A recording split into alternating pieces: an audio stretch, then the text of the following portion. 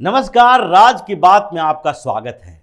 दिल्ली के मुख्यमंत्री अरविंद केजरीवाल इन दिनों बड़ी मुसीबत में फंस चुके हैं। इसलिए घूम घूम कर वो क्षेत्रीय दल के नेताओं से मुलाकात कर रहे हैं, सपोर्ट की उम्मीद कर रहे हैं और साथ ही कांग्रेस के सामने भी गिड़गिड़ा रहे हैं, क्योंकि ये मुसीबत इतनी बड़ी है जिसके बाद अरविंद केजरीवाल का पूरा राजनीतिक कैरियर खत्म होने वाला है। और अरविंद केजरीवाल के खिलाफ जो देशद्रोह का मामला बन रहा है उसमें केजरीवाल को 10 साल की लगभग सजा होने वाली है। और इसमें जिस तरीके की सजा होगी उसके बाद से न अरविंद केजरीवाल चुनाव लड़ पाएगा, न ही राजनीति में रह पाएगा। और इसलिए आजकल अरविंद केजरीवाल पॉलिटिकल टूरिज्म पर निकल चुके हैं। अलग अलग राज्यों में जाकर वहां की जितनी भी क्षेत्रीय पार्टियां हैं सारे के नेताओं के साथ बातचीत कर रहे हैं, समर्थन मांग रहे हैं। और बहाना यह बनाया जा रहा है कि भारतीय जनता पार्टी की केंद्र सरकार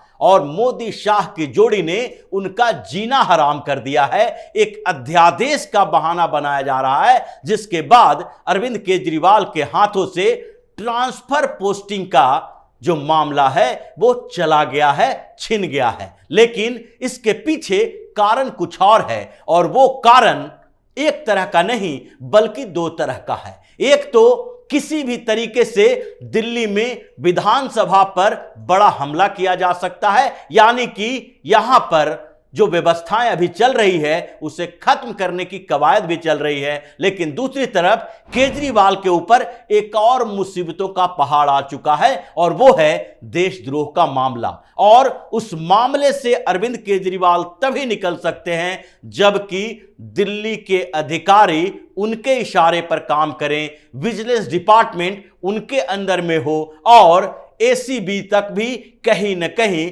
उनके काम को अपने तरीके से नहीं बल्कि इनके इशारे पर कर सकें। क्योंकि अभी तो अरविंद केजरीवाल के खिलाफ लगभग 10 बड़े घोटालों की जांच हो रही है। उसमें चाहे तो शराब घोटाला हो, टैंकर घोटाला हो, क्लस्टर बस की खरीद का घोटाला हो, या फिर पीडब्ल्यूडी में अरविंद केजरीवाल के साढ़ू के खिलाफ चल रहा मामला हो, या फिर स्वास्थ्य में मंत्रालय के तहत जो 7 टेम्पोररी हॉस्पिटल बनाने थे कोविड के समय में, उस पर भी जांच चल रही है। लेकिन इनके अलावा एक ऐसी समस्या अरविंद केजरीवाल के सामने है जिस पे निकलना बड़ा मुश्किल हो रहा है, और वो है फीडबैक यूनिट का मामला।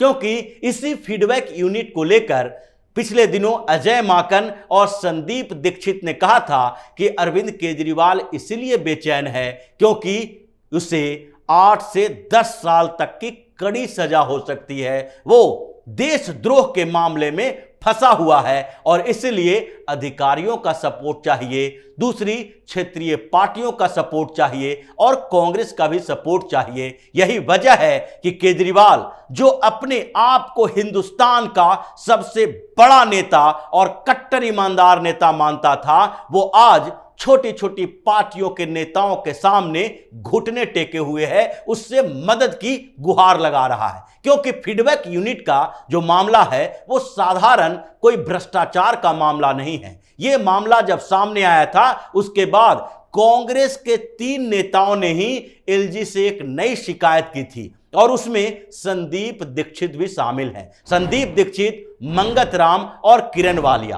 कांग्रेस के इन 3 नेताओं ने एलजी से शिकायत की थी कि यह मामला सिर्फ सीबीआई का नहीं है, यह मामला सिर्फ एसीबी का नहीं है, सिर्फ विजिलेंस का नहीं है, बल्कि यह मामला एनआईए के हाथों में सौंपी जानी चाहिए। क्योंकि फीडबैक यूनिट में जिस तरह के काम हो रहे थे वो तो सीधे सीधे देशद्रोह का केस बनता है उस पर। क्योंकि देशद्रोह के मामले में जो 124A के तहत कहा जाता है उसमें साफ तौर पर है कि कहीं ना कहीं देश में अराजकता पैदा करने के लिए जो डेमोक्रेटिक तरीके से चुनी हुई सरकार है उसको जो दूसरे तरीके से हटाने की कोशिश करने के लिए, या फिर हिंसा पैदा करने के लिए, या उन लोगों के खिलाफ गलत तरीके से जासूसी करना भी माना जा सकता है, संवैधानिक संस्थानों या फिर बड़े स्वायत्त इंस्टीट्यूशन के खिलाफ। और इसमें अगर देखा जाए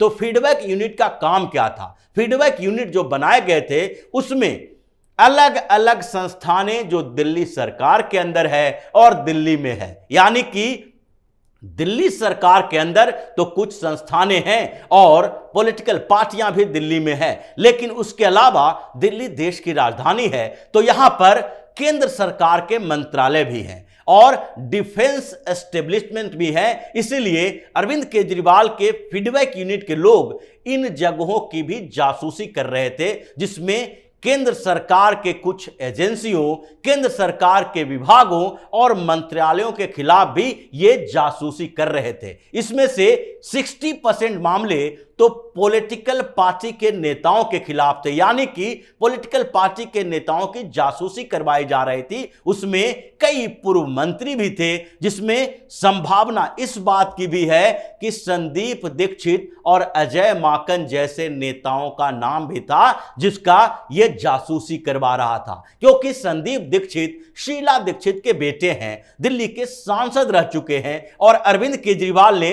जिस तरीके से शीला दीक्षित को बदनाम किया, उनके खिलाफ पर्चा लहराते फिरते थे कि अगर उनकी सरकार बनती है तो वो सीधे शीला दीक्षित को जेल में भेजेंगे और दीक्षित का जो कैरियर खत्म हुआ है अभी तक, उसमें अरविंद केजरीवाल की बड़ी भूमिका है। संदीप दीक्षित इस बीच लगातार सोचते रहे कि केजरीवाल के खिलाफ कौन कौन से मामले, घोटाले बनते हैं और इसलिए अरविंद केजरीवाल को भी यह पता था कि संदीप दीक्षित आम आदमी पार्टी में जितने बड़े बड़े नेता हैं उन सब के खिलाफ कहीं न कहीं कार्रवाई करेंगे। इसलिए संदीप दीक्षित के खिलाफ ये फीडबैक यूनिट के वो जासूस लगा के रखे थे कि इनकी एक एक एक्टिविटी के ऊपर ध्यान दो। दूसरे स्तर पर अजय माकन भी वैसे नेता हैं जो केजरीवाल के खिलाफ ही रहते हैं। चाहे केंद्रीय नेतृत्व केजरीवाल के प्रति नरम हो जाए, कांग्रेस में राहुल गांधी, सोनिया गांधी नरम हो जाए, लेकिन किसी भी तरीके से अजय माकन नरम होते नहीं दिखते हैं। जितने भी घोटालों की जांच अभी हो रही है उन सब में अजय माकन ने साफ तौर पर स्टैंड रखा है कि अरविंद केजरीवाल का समर्थन नहीं किया जा सकता, चाहे अरविंद केजरीवाल को पूछताछ के लिए ही क्यों ना बुलाया गया हो। कांग्रेस में ड्यूअस स्थिति थी उनके समर्थन और विरोध के लेकर, लेकिन अजय माकन हमेशा से यह मानते रहे कि केजरीवाल का समर्थन नहीं किया जा सकता है। इसलिए शुरुआती दौर से ही माकन भी केजरीवाल के सबसे बड़े दुश्मन दिल्ली में माने जा रहे थे। उनके खिलाफ भी फीडबैक यूनिट के जासूस लगा रखे थे। इसलिए जब ये एलजी के पास शिकायत गई तो उसके बाद एलजी वीके सक्सेना ने ऐसा नहीं किया कि वो फाइल के ठंडे बस्ते में रख दिया, बल्कि उसे चीफ सेक्रेटरी के पास भेज दिया कि इसमें आप देखें कि क्या सही में देशद्रोह का मामला बनता है। हालांकि देशद्रोह का केस अभी तत्काल दर्ज नहीं किया जा सकता क्योंकि सुप्रीम कोर्ट ने इसके ऊपर रोक लगा रखी है कि सेडिशन एक्ट पर अभी कोई एफआईआर दर्ज नहीं होगा। लेकिन जब लॉ कमीशन की रिपोर्ट आई उसके बाद से सरकार अब इस बात के लिए तैयार है कि अब फिर से देशद्रोह का मामला चलाया जाएगा, क्योंकि जब देशद्रोह के मामले पर सुप्रीम कोर्ट में सुनवाई चल रही थी तो उस समय भी तुषार मेहता ने बार बार इस बात का जिक्र किया था कि देशद्रोह का मामला अभी की जमीनी हकीकत है, जरूरत है, इसलिए इस पर रोक नहीं लगाया जा सकता और सरकार लॉ कमीशन की रिपोर्ट के अकॉर्डिंग काम करेगी। उसी की तरह अब जब लॉ कमीशन की रिपोर्ट आ गई है जिसमें साफ तौर पर कहा गया है कि अभी हिंदुस्तान में देशद्रोही भरे पड़े हैं, देशद्रोह का केस चलेगा और पहले से भी ज्यादा कठोर बनाने की बात सलाह लॉ कमीशन ने दी है। इसमें साफ तौर पर कहा गया है कि अब जो पहले देशद्रोह के मामले में मिनिमम पनिशमेंट जो सबसे कम सजा थी वो 3 साल की थी और अधिकतम उम्र कैद की थी, उसे थोड़ा बदल दिया जाना चाहिए। अब सजा को 7 साल मिनिमम किया जाना चाहिए जो कि उम्र कैद तक हो सकती है। और अब जबकि केंद्र सरकार इस पर सहमत हो जाएगी, उसके बाद फीडबैक यूनिट का मामला देशद्रोह का मामला बनेगा। दिल्ली पुलिस अब देशद्रोह का केस अरविंद केजरीवाल के खिलाफ चलाएगी और उसके बाद तो कोई बेल भी मिलना मुश्किल है। 7 से 10 साल तक की सजा जो बात की जा रही है वो अरविंद केजरीवाल को मिलेगी। और इसलिए केजरीवाल आजकल पूरी तरीके से छटपटाहट में है। कांग्रेस के खिलाफ कुछ बातें कहते हुए भी अब यह सम्मान रखने की कोशिश करता है कि सोनिया गांधी या राहुल गांधी को दुख न पहुंचे, ताकि वो हमारा समर्थन करें राज्यसभा में, और हमारा समर्थन के साथ साथ पॉलिटिकल पार्टी जो दूसरी रीजनल पार्टियां हैं वो सब के सब जब हमारे ऊपर देशद्रोह का मामला चले तो उस समय ये लोग हमारे सपोर्ट में आए। इसलिए जब लॉ कमीशन की रिपोर्ट आई तो आम आदमी पार्टी भी उन पार्टियों में से एक है जो इस रिपोर्ट के खिलाफ बात करती रही, जबकि यही अरविंद केजरीवाल पहले देशद्रोह के मामले की बात होती थी तो बढ़ चढ़कर आगे बढ़ते थे कि देश के गद्दारों के साथ वैसा ही व्यवहार किया जाना चाहिए, कड़ी से कड़ी सजा दी जानी चाहिए। लेकिन आज जब लॉ कमीशन की रिपोर्ट आई तो केजरीवाल गैंग के लोग भी सामने आए कि इसका इस्तेमाल पॉलिटिकल अपोनेंट यानी राजनीतिक तौर पर विरोधियों के खिलाफ किया जा सकता है। और इसके पीछे की वजह यही थी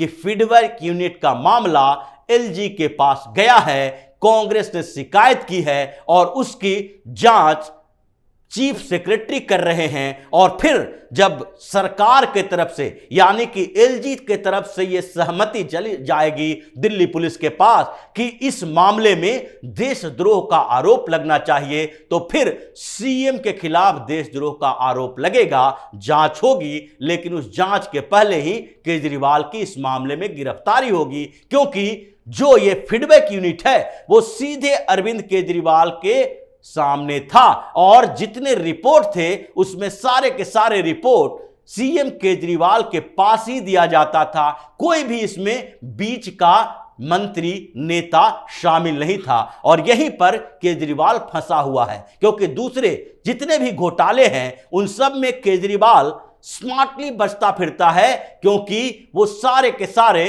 किसी मंत्रालय से संबंधित है। और अरविंद केजरीवाल अपने पास कोई मंत्रालय नहीं रखा है, केवल सीएम का पद रखा हुआ है। लेकिन फीडबैक यूनिट जो सीधे सीएम से संपर्क में होता था, अपनी रिपोर्ट देता था, इसका मतलब है कि सीएम सीधे फीडबैक यूनिट के लिए जिम्मेदार है, जो दिल्ली में रक्षा मंत्रालय की भी जासूसी करवाता रहा है। तो इसलिए अब केजरीवाल का बचना मुश्किल है और तभी ये चारों तरफ घूम घूम के छटपटा रहा है। तो इसी तरह की खबरों के साथ फिर से हाजिर होंगे, तब तक के लिए बने रहिए हमारे साथ और देते रहिए हमें सहयोग, ताकि इसी तरह की खबर हम आपके लाते रहे। धन्यवाद।